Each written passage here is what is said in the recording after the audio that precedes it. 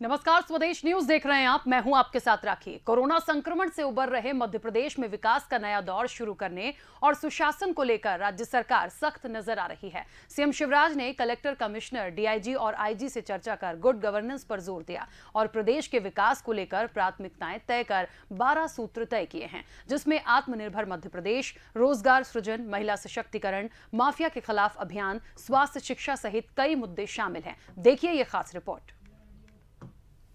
मैंने बताया ना, राग है ना द्वेष है, बस मैं परफॉर्म होते हुए देखना चाहता हूं। न राग है न द्वेष है, हमें विकास में आगे बढ़ना है।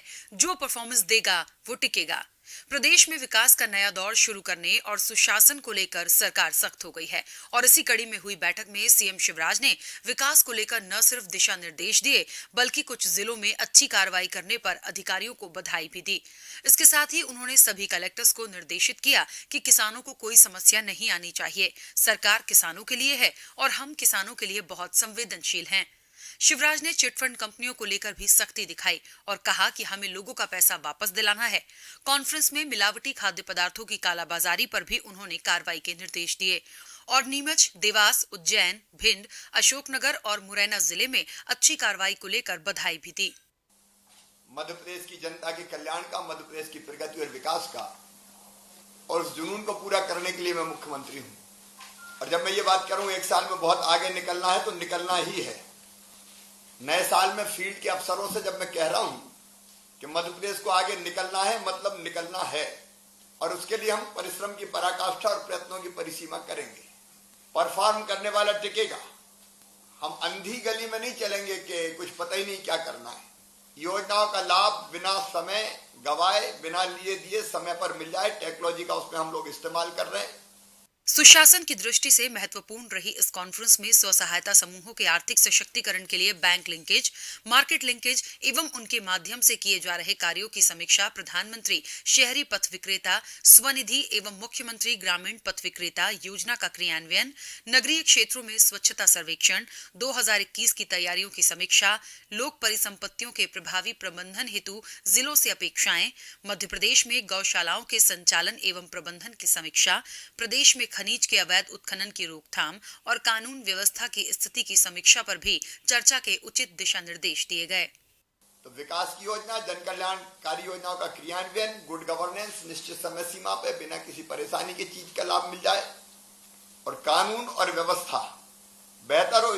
जिले के आधार पर यह आकलन करेंगे कि लंबे समय से अगर अफीम की तस्करी हो रही है तो हम लॉन्ग टर्म में कैसे उसको पूरी तरह से खत्म करेंगे। नक्सल समस्या है तो उसका समाधान कैसे हम करेंगे। गुंडागर्दी और बदमाशी है कहीं, या माफिया है तो उनको कैसे हम समाप्त करेंगे।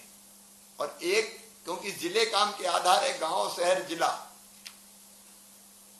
भारत सरकार की सब योजनाओं में नंबर 1 रहना है हमको, और ये तब होगा जब हर जिला परफॉर्म करेगा। अभी कुछ योजनाओं में हमारी स्थिति बहुत बेहतर है। 1 अप्रैल से उस बनाए हुए प्लान पे हम सबको चलना है और हर महीने उसकी समीक्षा करेंगे ही हम लोग, और उसी के आधार पर जिले की ग्रेडिंग भी करेंगे, रेटिंग। जिले की भी रेटिंग होगी और विभागों की भी रेटिंग होगी। और एक कोरोना के वैक्सीन का टीकाकरण, उसकी तैयारियां सबने अपने अपने स्थान पर की होगी। तो उसकी योजना ढंग से तैयार हो जाए। जो प्रायोरिटी ग्रुप्स है, और जैसे मैंने तय किया कि मैं वैक्सीन अभी नहीं लगवाऊंगा, पहले बाकी को लगे, इसके बाद अपना नंबर आए, तो जो प्रायोरिटी ग्रुप्स है उनको लग जाए। उस व्यवस्था को भी बनाने में हम सबको जुटना पड़ेगा। प्रशासन में कसावट और कसावट के माध्यम से जनता तक शासन की योजनाएं शीघ्र पहुंचे, उसके लिए माननीय मुख्यमंत्री जी ने आज सभी प्रशासनिक अधिकारियों के साथ बैठने का तय किया है और कल सभी माननीय सम्मानित मंत्रियों के साथ में 10:30 बजे कोलार पर बैठने का तय। अधिकारियों के बाद सीएम शिवराज 5 जनवरी को मंत्रियों से रूबरू होंगे, जिसमें सरकार की प्राथमिकताएं बताकर मंत्रियों को जिम्मेदारी सौंपेंगे। इसके साथ ही उन्होंने जनता की समस्या का समाधान एक निश्चित समय सीमा में बिना लेन देन के करने को कहा है और फीडबैक लेने की जिम्मेदारी अधिकारियों के साथ मंत्रियों को भी दी है। स्वदेश न्यूज ब्यूरो। तो देखा आपने शिव का सुशासन। देखिए, सुशासन पर निकल पड़े हैं, गंभीर हो गए हैं, सख्त हो रही है सरकार और बहुत सारी चीजों को लेके आज जो बैठक की गई है उसमें बहुत सारे पॉइंट क्लियर किए गए हैं। और आपको बता दें कि कहते हैं कोई काम होता है तो कार्रवाई भी होती है। ग्वालियर नगर निगम के कमिश्नर हैं जिन पर गाज गिरी थी, क्योंकि वीडियो कॉन्फ्रेंसिंग के माध्यम से तमाम लोग जुड़े थे और ये खबर आई थी, सीएम शिवराज तक ये बात पहुंची थी कि वहां जो लोग कचरा उठाते हैं उन्होंने कंप्लेन करी कि उनका वेतन नहीं हुआ। इसके बाद सीएम शिवराज सख्त हुए और उन्होंने ग्वालियर के जो नगर निगम कमिश्नर हैं उनके लिए सीधे सीधे उस कार्यक्रम के माध्यम से कह दिया कि इन्हें तत्काल प्रभाव से छुट्टी पर भेज दीजिए यदि काम नहीं करना है। दूसरा देखिए, माफियाओं के लिए वो पहले ही कह चुके हैं कि यदि कोई ऐसा करता है तो 10 फीट नीचे जमीन में गाड़ दिया जाएगा। तो ये जो चीजें चल रही हैं विकास के लिए चल रही हैं, सुशासन पर निकल पड़े हैं, तमाम लोगों की बैठक ली है, ये क्या दर्शाता है? क्या वाकई एक बहुत अच्छा मध्य प्रदेश और हमें मिलेगा? हम इस चर्चा को आगे बढ़ाएंगे। स्टूडियो में हमारे मेहमान है, सबसे पहले आपका परिचय करा दें। आलोक संजर जी हमारे साथ हैं जो कि पूर्व सांसद हैं बीजेपी के, और उसके साथ ही अब्बास हफीज जी हमारे साथ हैं जो कि प्रवक्ता हैं कांग्रेस के। आप दोनों का बहुत स्वागत चर्चा में शामिल होने के लिए। सबसे पहले मैं शुरुआत आलोक जी आपसे करना चाहती हूं। सुशासन, शिव का सुशासन क्या माने कि वाकई जो सोचते हैं जनता का प्यार उन्हें हमेशा मिलता ही आया है, ये सब लोग जानते हैं, किसी से छिपा नहीं। अब जितना ज्यादा एक सख्ती उनकी देखने को मिल रही है, ये किस ओर इशारा करती है और कहां हम अब मध्य प्रदेश को आके? यदि हम विचार करें तो जहाँ चाह होती है वहाँ राह होती है, और मध्य प्रदेश के संदर्भ में कहा जाता है हृदय प्रदेश है। और यदि किसी मनुष्य का हृदय बहुत अच्छा है, उस ठीक से काम करता है, तो पूरा शरीर स्वस्थ रहता है। तो पूरे देश को भी प्रेरणा मध्य प्रदेश से मिलती आ रही है, क्योंकि एक शांति का टापू भी है। लेकिन यदा कदा कुछ ऐसे तत्व होते हैं जो न्यूसेंस क्रिएट करते हैं। तो शिवराज जी ने उसके लिए सख्ती से जो बात कही है और उस पर इम्प्लीमेंट करना भी उन्होंने शुरू कर दिया है। तो मुझे लगता है कि आने वाला कल सुंदर होगा। और अभी वर्ष 2021, क्योंकि कोरोना संक्रमण हम सबके सामने रहा और उसमें बहुत सारी जो थी दुविधाएं भी थीं, बहुत सारे काम रुके हुए थे, शासन स्तर पे भी बहुत सारे काम रुके थे। लेकिन 2021 का जो सूर्य उदित हुआ है, तो शिवराज जी ने जो संकल्प लिया है, मुझे लगता है कि वो बिल्कुल निश्चित रूप से संकल्प को पूरा भी करेंगे और मध्य प्रदेश के विकास के लिए और सुशासन के लिए अपना सर्वस्व लगा रहे हैं। बिल्कुल। आलोक जी, एक बात और, अधिकारी जितने भी दिग्गज थे, प्रशासनिक अधिकारी, कलेक्टर, कमिश्नर, आईडी, जीआईडी, तमाम लोग जुड़े हैं, उनको कहीं ना कहीं दिशा निर्देश तो दिए ही हैं। और उसके बाद कुछ लोगों पर, जैसे मैंने ग्वालियर नगर निगम कमिश्नर का उदाहरण यहां पर दिया कि उन पर गाज भी गिरी है, यानी सख्ती तो उनने दिखाई है। क्या हम वाकई माने कि प्रदेश का मुखिया जो विकास चाहता है, जिस सुशासन को वो जितना गंभीरता से ले रहे हैं, उतना ही जो प्रशासनिक अधिकारी हैं या जिनकी जिम्मेदारी होती है धरातल पर काम करने की, क्या वो उतनी गंभीरता दिखा पाएंगे? निश्चित रूप से जब कदम आगे बढ़ रहे हैं तो दोनों ही कदमों का सहारा चाहिए, शासन का भी और प्रशासन का भी। तो निश्चित रूप से प्रशासन के ऊपर ज़्यादा जिम्मेदारी आती है, क्योंकि वो इम्प्लीमेंट करते हैं। मुख्यमंत्री जी मध्य प्रदेश में, भोपाल में, राजधानी में बैठेंगे, लेकिन निरंतर वो मॉनिटर जब करेंगे तो उनको कदमों को अपने को ठीक करना पड़ेगा कि कहीं कदम भटक तो नहीं रहे। और ये बहुत ज़रूरी भी हो गया है, क्योंकि यदि जिस दायित्व का आप निर्वहन कर रहे हो उसका निर्वहन आप ठीक ढंग से नहीं कर पा रहे हो, तो उस दायित्व का आपको छोड़ देना चाहिए। शिवराज जी ने उसके संकेत भी दिए हैं। और मुझे लगता है कि कोई भी काम जब सुधार की तरफ बढ़ते हैं तो कुछ ना कुछ प्रॉब्लम्स तो आती ही हैं, लेकिन उसकी बिना चिंता करे हुए यदि उन्होंने कदम आगे बढ़ा रहे हैं, तो मुझे लगता है कि शासन और प्रशासन दोनों मिलकर, क्योंकि सबकी जिम्मेदारी बनती है कि हम जनता की सेवा करें, और स्वार्थ की राजनीति और सेवा की राजनीति, उसमें अंतर शिवराज जी करना आता है। और मुझे लगता है कि सेवा की राजनीति के लिए उनके कदम आगे बढ़ते जा रहे हैं। ठीक है, अब्बास जी क्या लगता है? शिव के सुशासन पर हम चर्चा कर रहे हैं, बहुत सारी इस बीच ऐसी कार्रवाई हमने देखी, चाहे वो मिलावट को लेकर हो, माफियाओं को लेकर हो, और भी चीजें आई हैं। कलेक्टर कमिश्नर्स को बिठाया, उन्होंने बातचीत करी है, और एक आगे बढ़ने की जो बात हो रही है, विकास के रोड मैप की जो बात हो रही है, इससे कितना इत्तेफाक रखते हैं? क्या वाकई एक बहुत अच्छा मध्य प्रदेश आगे और हमें मिलेगा? देखिए राखी जी, बहुत अच्छी बात है कि कमलनाथ जी की 15 महीने की सरकार ने जो दिशा दिखाई, जो दिशा दी, उसके ऊपर शिवराज जी ने चलने का फैसला लिया। चाहे वो माफिया को ख़त्म करने का हो या फिर जो भी काम मिलावट के खिलाफ जो युद्ध है, शुद्ध के लिए युद्ध हमारी लड़ाई थी, उसको आगे बढ़ाने का हो,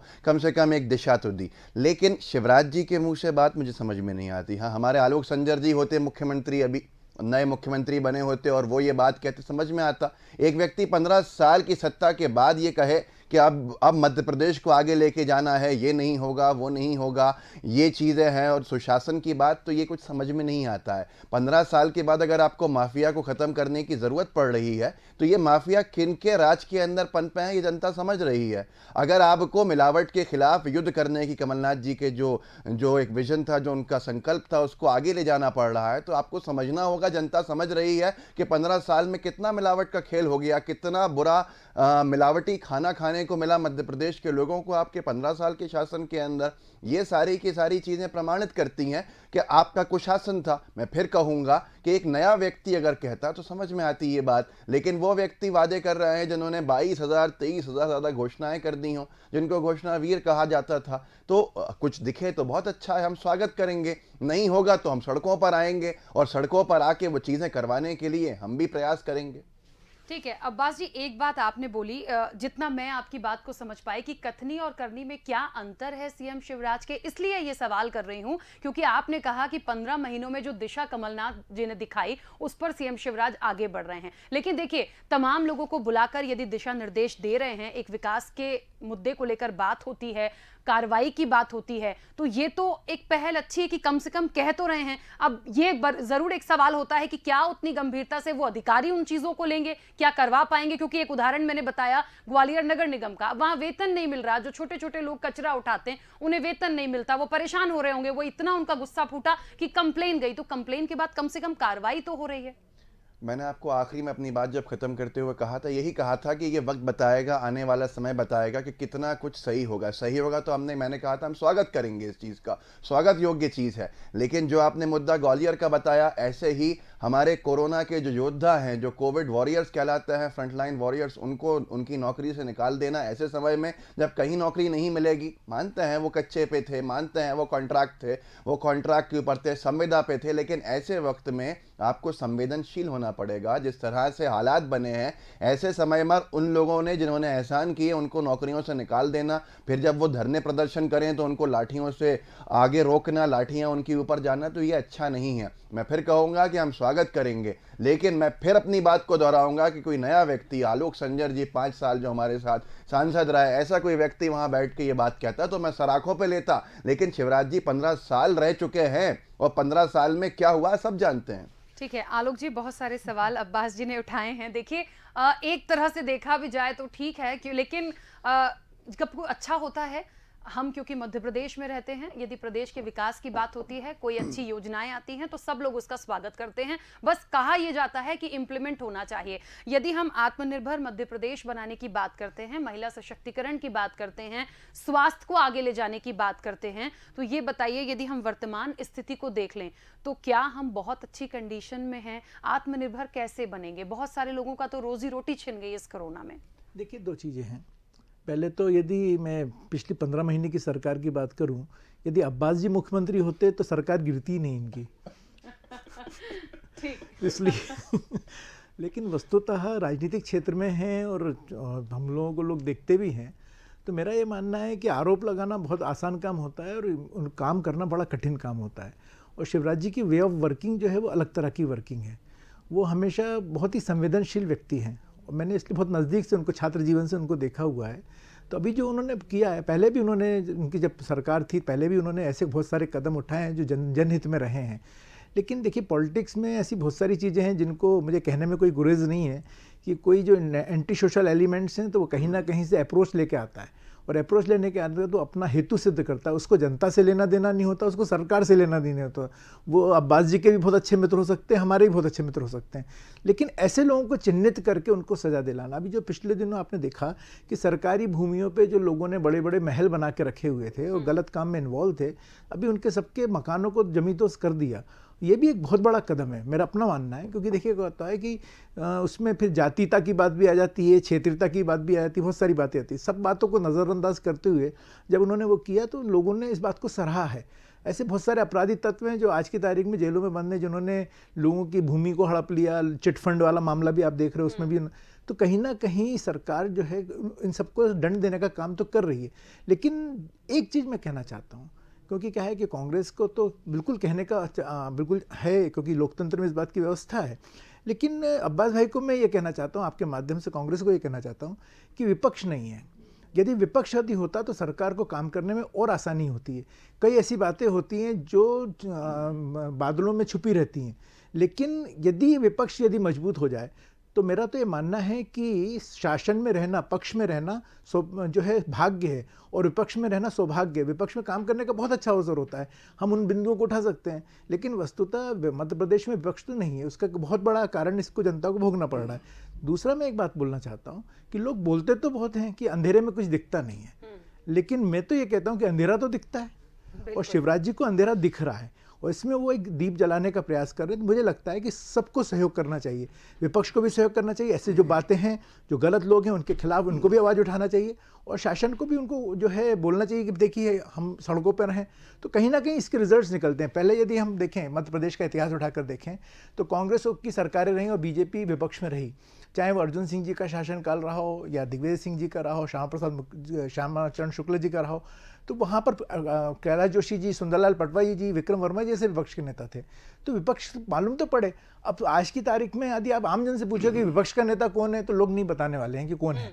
तो ये स्थिति बन रही है, और मेरा मानना है कि इस राजनीति से ऊपर उठकर यदि शिवराज जी ने एक सुशासन की बात करी है, प्रशासन को दुरुस्त करने की बात करी है, तो मेरे को लगता है कि मध्य प्रदेश के लिए बहुत अच्छा है, एक सुंदर मध्य प्रदेश बने। और हमारी जो बेशकीमती ज़मीनें हैं जिस पे लोगों ने कब्जे करे हैं, वो करने वाले कौन है, इसमें मुझे कहने की आवश्यकता नहीं है। लेकिन कहीं ना कहीं अंकुश लगाने का काम और उनको दुरुस्त करने का काम शिवराज जी कर रहे हैं, ये बहुत ही जरूरी है।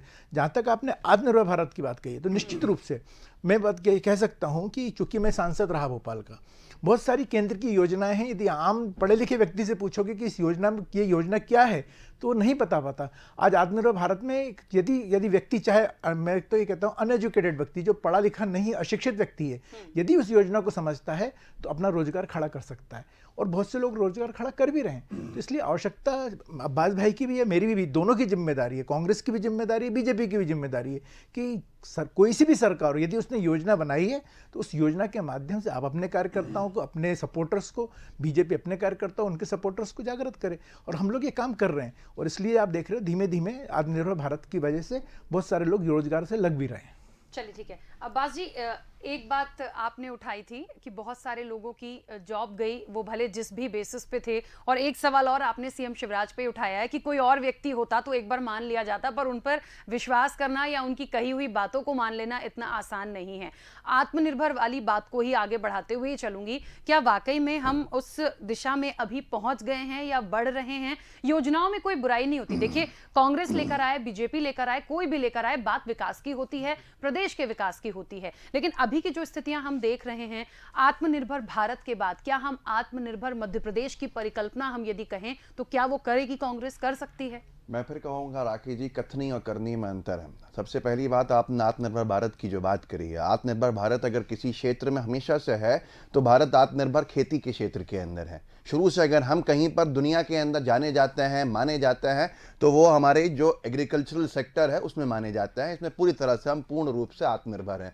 जो हमारी क्रांतियाँ आई इसको लेकर सारी की सारी चीज़ें, उसके बाद आज हमारे बहुत अच्छे आत्मनिर्भर के प्रमाण अगर हैं तो वहाँ हैं। लेकिन उसको कुचलने का काम जिस तरह से किया जा रहा है, और जो लोग आंदोलित हैं, जो हमारे किसान आंदोलित हैं, उनको पीछे हटाने के लिए उनके ऊपर जो बर्बरता का इस्तेमाल किया जा रहा है, वो कहीं पर भी हो, चाहे राज्य की भाजपा की सरकारें हों वो रोक रही हैं, चाहे केंद्र में बैठी बीजेपी की सरकार हो वो रोक रही है। तो अब इसके बाद अगर आप वहाँ भी आत्मनिर्भर नहीं रहने देंगे हमारे किसानों को, तो भारत कैसे आत्मनिर्भर बनेगा? अगर किसान खेती छोड़ देगा तो हम निर्भर हो जाएंगे दूसरे देशों के ऊपर, और हमको ये आटा, दाल, चावल जो है वो 25-25 गुना ज़्यादा पैसों के अंदर कीमत में खरीदना पड़ेगा। तो इस तरह से आत्मनिर्भर भारत नहीं बन सकता। आपको आत्मनिर्भर भारत कागजों पे नहीं बल्कि करके दिखाना होगा। कांग्रेस पार्टी का हर एक कार्यकर्ता साथ खड़ा होगा। इंदिरा जी ने और उनसे पहले नेहरू जी ने जिस तरह से नेहरू जी ने जो 5 ईयर प्लान्स लाके खड़े किए थे इस देश के लिए कि हमने इंपोर्ट्स के ऊपर बैन लगाया था ताकि हमारे इधर जो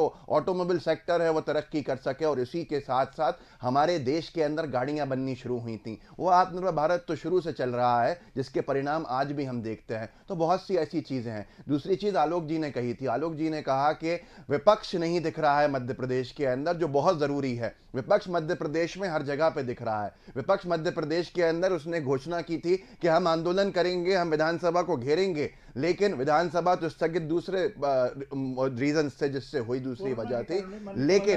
लेकिन उसके बाद कमलनाथ जी से कहा गया था कि आप जिम्मेदारी लेते हैं तो चलाइए। तो कमलनाथ जी ने कहा भाई मैं जिम्मेदार क्यों, अध्यक्ष जिम्मेदार होंगे या फिर मुख्यमंत्री जिम्मेदार होंगे। खैर उसके अगर हम अलग बात करें, मैं विधानसभा स्थगन की ऊपर बात नहीं कर रहा, लेकिन अरुण यादव जी के घर को छावनी में तब्दील कर दिया जाता है, सज्जन सिंह वर्मा जी को सीहोर के आगे नहीं आने दिया जाता, वहीं रोक दिया जाता है। आप डरते क्यों हैं आंदोलन से? तो विपक्ष तो अपना काम कर रहा है, पर सरकार जो है वो हर मुमकिन कोशिश कर रही है, हर संभव प्रयास कर रही है विपक्ष की आवाज को दबाने का, जो जनता की आवाज को दबाने के अंदर साबित हो रहा है, और यह गलत है। आप भी आलोक जी, मैं आपसे कहूंगा कि आपके एक ऐसे विचार हैं जो लोकतंत्र को जिंदा रखने वाले विचार हैं। आप अपनी पार्टी के अंदर, मेरी आपसे ये मांग है कि आप कहें वहां पर कि लोकतंत्र के अंदर विपक्ष की आवाज को उठने दीजिए। विपक्ष की आवाज उठेगी, जनता की आवाज उठेगी, बस इतनी ही बात है। आत्मनिर्भर भारत के लिए आपको करना होगा, और वो करना अगर ऐसा है तो फिर गलत है। चलिए, सुशासन की बात है। यदि विपक्ष वाकई है और यदि कहीं ना कहीं सरकार विपक्ष की आवाज को दबाने की कोशिश करती है, तो सुशासन को लेकर जितने भी मुद्दे आज उठाए गए, अब्बास जी आप ही से मेरा सवाल होगा, जितनी मुद्दे, जितनी बातें उठाई गई हैं और आगे जितने सख्ती से बोला गया है, क्या यदि ये चीजें नहीं होती हैं तो कांग्रेस स्टैंड लेगी? क्या कांग्रेस के विपक्ष से ये बातें आएंगी कि हाँ सरकार ने कुछ अच्छा सोचा है, हम सहयोग करेंगे, या यदि नहीं होता है तो फिर हम निश्चित तौर पर इन चीजों को लेकर आएंगे सामने और जनता तक पहुंचाएंगे कि सिर्फ बोला जा रहा है, धरातल पर कुछ नहीं हो रहा?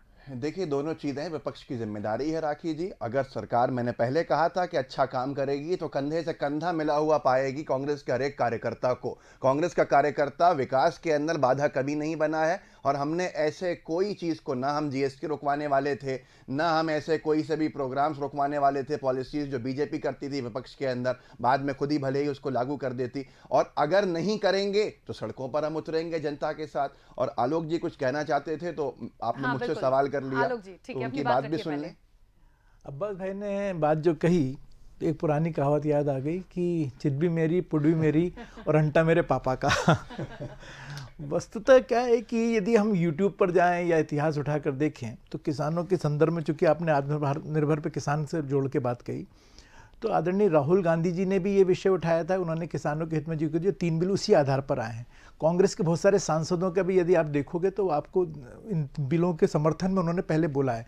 लेकिन चूंकि भारतीय जनता पार्टी की सरकार ने इस बिल को लागू किया है, तो मेरा ये कहना है, इसलिए मैंने कहा कि बिल का चिंतन करें, अध्ययन करें। किसान का कहीं अहित नहीं है, और जो भ्रम की स्थिति पैदा की जा रही है, देखिए ये भी एक पाप है कि यदि हम लोगों को भ्रमित कर रहे हैं और भ्रमित करके उनको सड़कों पर इकट्ठा कर रहे हैं, तो वस्तुतः इसी चिंतन का विषय है। जहाँ तक सवाल आपने जो बात करी, तो मैंने इसलिए अब्बास भाई की बात को काटा नहीं, बल्कि मैंने सब दिया।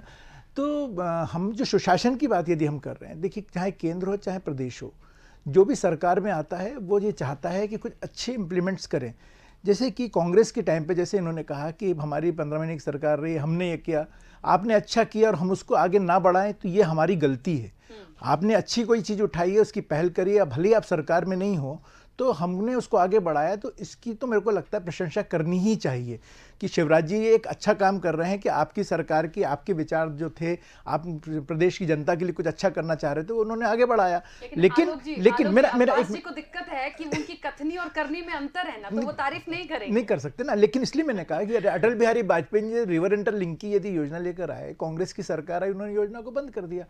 इसमें मेरे को लगता है कि श्रेय का कोई खेल नहीं, जनता ने आपको चुनकर भेजा है, जनता आपकी तरफ देख रही है, आपको परमात्मा मानती है नेता को, और इसलिए वो बाहर घंटों इंतजार भी करती है। इसलिए हम जनता की सेवा के निमित्त आज शिवराज जी जो भी कर रहे हैं वो है ना, मैंने कहा ना, स्वार्थ के लिए नहीं कर रहे हैं, वो सेवा के लिए कर रहे हैं। इसके परिणाम क्या होंगे? जनता को अच्छे मिलना चाहिए। राजनीति में कोई भी सत्ता में आएगा, विपक्ष में बैठेगा, ये आना जाना चलता रहेगा, लेकिन आपके माध्यम से जो अच्छे काम हो जाएंगे, जो आज वो जो बातें उन्होंने करी, कुछ बिंदु जो साइबर जो आपका आज कितना बड़ा मामला है कि जो गरीब आदमी जो जिसने अपने जीवन भर की पूंजी बैंक में इकट्ठा करी और किसी ने गलत तरीके से उसका पूरा पैसा निकाल लिया, तो उससे पूछो ना आप क्या स्थिति बनने वाली है। ये सरकार की जिम्मेदारी है, प्रशासन की जिम्मेदारी है, और यदि हमने भी इस पर चिंतन नहीं किया तो वाकई लोग तो ऐसा लूटते रहेंगे। तो कहीं ना कहीं लुटेरों के ऊपर अंकुश लगाने का काम और उनको जेल में भिजवाने का काम वर्तमान सरकार कर रही है। ठीक है, अब्बास जी अपनी बात रखिएगा, कुछ मैं कहना अपनी चाह रहे छोटी सी बात खत्म करता हूँ उसी बात के ऊपर। आलोक जी ने क्योंकि मुद्दा छेड़ दिया कि हम किसानों को भ्रमित कर रहे हैं, तो जनता जो देख रही होगी, मैं बोलूंगा नहीं तो वो शायद जनता कुछ गलत समझे। हमने किसानों को भ्रमित करने का काम नहीं किया। आलोक जी की सरकार जो है ऊपर, उसने जो बिल लेकर आई उसने मंडी प्रणाली को कमजोर कर दिया और मंडी प्रणाली उससे कोलैप्स होने की तरफ चले गई। हमारी सरकार के अंदर अब्बास जी, एपीएमसी को मजबूत करने का अब्बास काम जी, हुआ। नरेंद्र मोदी जी ने बार-बार साफ कहा बोला। था कि हम मंडियों को नरेंद्र बंद मोदी नहीं जी ने कर यह भी रहे। बोला था कि 52 दिन के अंदर अगर नोटबंदी से कोई नुकसान हो जाए तो किसी भी चौराहे पे ले जाना। नरेंद्र मोदी जी ने जीएसटी को लेकर भी बोला था कि जीएसटी से कोई नुकसान हो आज जाए तो कितना फायदा है जीएसटी से? जीएसटी रिटर्न्स नहीं दिए जा रहे हैं राज्यों को, जो लॉस कंपनसेशन रिटर्न्स है, तो वो बहुत बड़ा मुद्दा है मैं कहूंगा। तो ये शायद एक अलग पूरी चर्चा करनी होगी हमको, निश्चित रूप से कंफ्यूजन पूरा फैल नहीं, कंफ्यूजन नहीं है। देखिए मैंने कहा ना, मंडी कमेटीज कहीं भंग नहीं हो रही हैं। बार बार कहा किसान को अधिकार है कि वो अपने घर से भी अपना जो है वो बेच सके। हाँ, और हमें तो कहते रहा हूँ ना, अभी आप इसको समझो, और मंडी में चाहे तो मंडी में बेच सके। लेकिन वो छोटा किसान जो यदि मंडी में नहीं बेच पाता है और उसकी मजबूरी होती है, वो ट्रैक्टर ट्रॉली किराए पे नहीं ले पाता है, वो पड़ोस के किसान को दे देता है, तो सेक्रेटरी आके उसके घर पे खड़ा हो जाता है, उसको दंडित करता है। 10 तरह की और चीज जो मैं आज कुशासन में जो मैं कह रहा हूँ, तो सुशासन और कुशासन में अंतर समझने की आवश्यकता है। आज जो ये सरकार जो योजनाएं बना रही है, वो उसमें सरकार का क्या लाभ है? हम जरूर कह देते हैं, पॉलिटिकल हम लोग बयान दे देते हैं कि वो था बड़े घरानों को उनको लाभ पहुंचाने का काम, कहीं नहीं। पूरा का पूरा वो छोटा मजोला किसान, गरीब किसान, उसकी भरपूर जो है उसको उसकी मेहनत का पैसा मिलने वाला है। इसको चिंतन करने की आवश्यकता है। पॉलिटिकल दृष्टि से हम देखेंगे तो किंतु परंतु बहुत लगेंगे हम, लेकिन हम यदि ईमानदारी से किसान के, गरीबों के जनहित में हम यदि देखेंगे तो फिर हमको सिर्फ फुल स्टॉप लगाना पड़ेगा और उनके हमको आगे बढ़ाना पड़ेगा। अच्छा, एक बात और हुई है आज, जिस तरीके से पूरा सुशासन को लेके बहुत ज़्यादा सख्त दिखे और बातचीत हुई, सभी को निर्देश दिया, अब्बास जी उन्होंने एक बात और बोली है सभी को कि जनता की जो भी समस्या होगी, चाहे किसानों की समस्या होगी, कोई भी हो इस प्रदेश का नागरिक, बिना लेन देन के उसकी समस्या का समाधान करना है। मतलब कहीं ना कहीं ये उनको लगता है, उन्होंने माना है, उनको ऐसी फीडबैक गई है कि बहुत सारी चीजें जो भ्रष्टाचार से मैं जोड़ूंगी कि लेन देन से वाकई आम नागरिक जो छोटा व्यक्ति है वो बहुत पिसता है। तो उन्होंने निर्देश दिया है, तो कम से कम कहा जाना चाहिए कि जो ऐसा करते होंगे, जो अधिकारी इस तरह की चीजें करते होंगे, उनके लिए एक वाकई में सख्ती थी कि कम से कम ये सारी चीजें ना करें। राखी जी, मैं फिर कहूंगा कथनी और करनी, बार बार फिर कह रहा हूं, दर्शक अब्बास भी जी कहेंगे। आगे नहीं बढ़ रहे आप। पूरी बात इसमें क्या है, एक और चीज करी गई है इसके साथ। ये तो कहा गया है और करा क्या गया है, एक नियम बना दिया है मध्य प्रदेश में कि अगर सरकारी कर्मचारी, अधिकारी के ऊपर भ्रष्टाचार का केस दर्ज करके जांच करनी है तो सरकार से अनुमति लेनी होगी। ये किस तरह के काम है आप खुद समझ सकते हैं कि भ्रष्ट तो हैं, लेकिन अगर उनके भ्रष्टाचार की जांच करनी है तो हमसे पूछो, हम अनुमति देंगे तो करेंगे, करना वरना मत करना। ये क्या है? तो ये सारी चीजें गलत हैं। इससे पूरा का पूरा जो है भ्रष्टाचार बढ़ता। हम तो 2018 के चुनाव लड़ते समय कहते थे कि भ्रष्ट कर दिया है यहाँ पूरे सिस्टम को, भ्रष्टाचार बहुत बढ़ गया है, तो उस पर प्रमाण लगा रहे हैं, वो प्रमाणित कर रहे हैं उसको कि हाँ भ्रष्टाचार है मध्य प्रदेश के अंदर। तो 15 साल किसने सत्ता के अंदर रह के यहाँ राज किया, सब जानते हैं। मतलब आप कुल मिलाकर ये तो प्रसन्नता व्यक्त कर रहे हो कि शिवराज जी अच्छा काम कर रहे हैं। दूसरा, मैं आपकी बात को आगे बढ़ाते हुए एक चीज और कहता हूं कि यदि मेरे हाथ में फोड़ा हो गया है तो मैं फोड़े का इलाज कराऊं कि हाथ कटवाऊं? आलोक भाई, वो नियम तो बना दिया मेरा वही उसी नियम पे तो बोल रहा हूं कि फोड़े का इलाज करवाऊं कि हाथ कटवाऊं। यदि इलाज संभव है तो इलाज कराना चाहिए, और यदि वो इलाज संभव नहीं है तो बिल्कुल हाथ काट देना चाहिए। और शिवराज जी इसी लाइन पर आगे बढ़ रहे हैं। सुधर जाओ तो ठीक, और नहीं तो फिर सहमत हैं इस चीज से कि अगर भ्रष्टाचार की कार्रवाई करनी है तो सरकार से अनुमति ले ही जाएगी, जब तक नहीं कर सकते सरकार। यदि फिर सरकार बचती कहाँ है?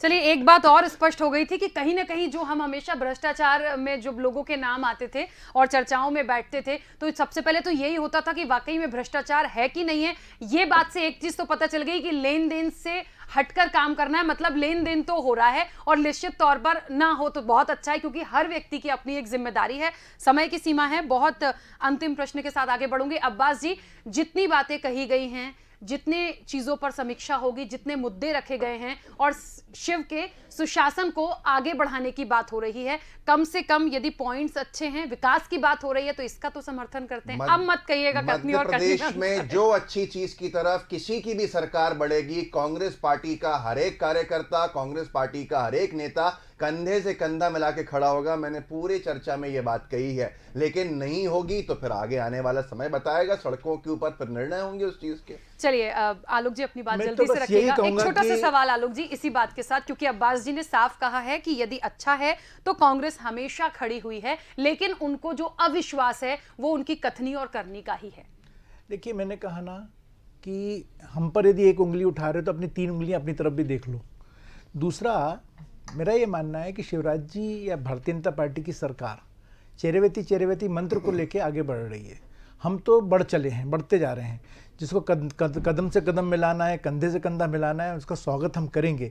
हम तो चाहते हैं कि हमसे कोई गलती हो रही हो तो आप हमको ज़रूर इंगित करो, हमको बताओ। ये तो मैं आपके इस चैनल के माध्यम से लोगों से कहता हूँ कि अच्छा होता है कि हमें कोई गलती बताए तो हम गलती को सुधारें, तो क्योंकि हम आए किस लिए हैं। राजनीति में हम सिर्फ कोई पीले चावल हमारे घर देने नहीं आया था कि आप आओ राजनीति में, नहीं तो आज राजनीति नहीं चलेगी। राजनीति में हम एक विचार से जुड़े हैं, ये भी एक विचार से जुड़े हैं, तो हम इस विचार के माध्यम से लोगों की सेवा करें, और वो काम भारतीय जनता पार्टी की सरकार कर रही है। चलिए, समय की सीमा है। आप दोनों मेहमानों का बहुत शुक्रिया इस चर्चा में शामिल होने के लिए। तो चर्चा चल रही थी शिव का सुशासन। देखिए, विकास का रोड मैप तैयार किया जाएगा। तमाम लोगों की बैठक हुई है, प्रशासनिक अधिकारियों को निर्देशित किया गया है जो गलत कर रहे थे, जिन जिलों से खबरें आई थी कि कुछ गलत हुआ है उनको सख्त हिदायत भी दी गई है, और जहां अच्छा काम हुआ है उनको निश्चित तौर पर बधाई भी दी है, तारीफ भी उनकी की है। और इस मामले में ग्वालियर का एक मामला फिर से आपको बता दें कि वहां पर ग्वालियर नगर निगम कमिश्नर पर गाज भी गिरी है। अब ऐसे में सवाल बस यही होता है कि जिस रास्ते पर चल रहे हैं, जिस सुशासन की बात चल रही है, वो सफल होती भी दिख जाए, क्योंकि कांग्रेस साफ तौर पर कहती है हम स्वागत करते हैं, लेकिन कथनी और करनी का जो अविश्वास बना हुआ है वो तो देखिए जब सामने होगा, सारी चीजें इंप्लीमेंट होती हुई दिखेंगी तो सबका अविश्वास भी खत्म कर देगी। फिलहाल चर्चा में इतना ही, दीजिए इजाजत, नमस्कार।